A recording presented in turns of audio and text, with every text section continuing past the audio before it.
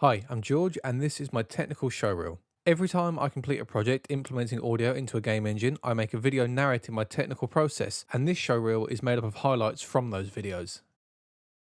To help prevent players getting caught out in the middle of a gunfight, I wanted to find a way to show their weapon was reaching the end of its magazine. I implemented this by creating an RTPC for each weapon's ammo counter, which updates after every gunshot and allows me to track how many bullets the player has left in their clip. I exported the mechanical layer of each gunshot separately, which allowed me to use this RTPC to subtly raise the pitch and volume of the mechanics as the player's ammo begins to run out.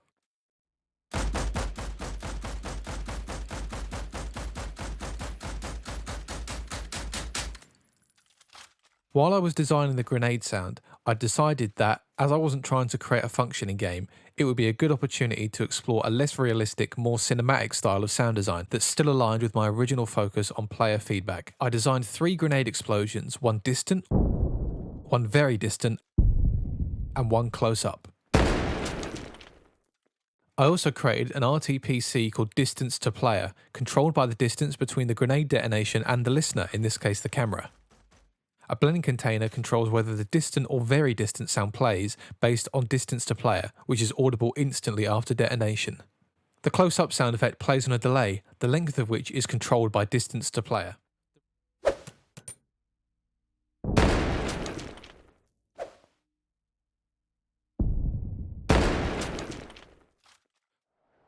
I approached building the flying system as if I was implementing audio for a car engine. An engine sound would need to have an idling loop and would then transition to a different loop when the car begins moving.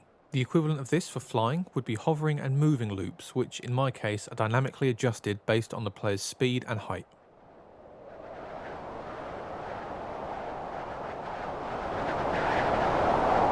Here's an example of a change of height without the interp 2 nodes.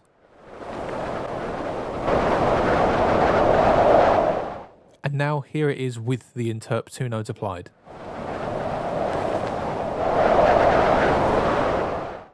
The time field influences each object individually based on the object's proximity to the player and the size of the field, which can be adjusted with the scroll wheel. This means that the time it takes for the door, for example, to open and close could be completely different every time for every player.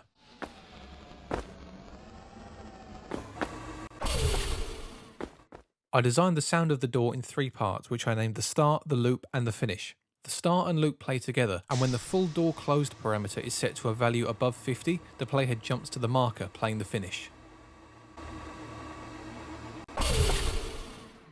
To reflect the influence of the time field, I used a pitch shift on the door opening event's master track automated by the time dilation parameter. The slower the door moves, the lower the pitch.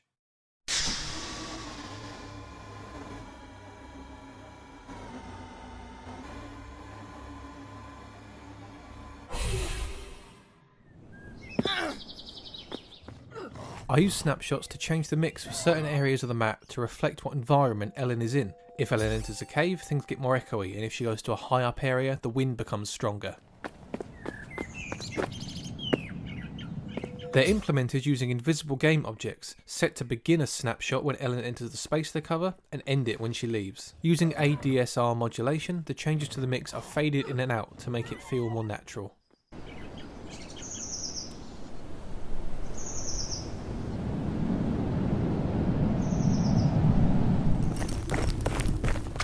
To create dynamic footsteps, I used a line trace system which is triggered by an animation notify, detecting which surface the player character is walking on. A switch container in Wwise then plays the correct sound effect.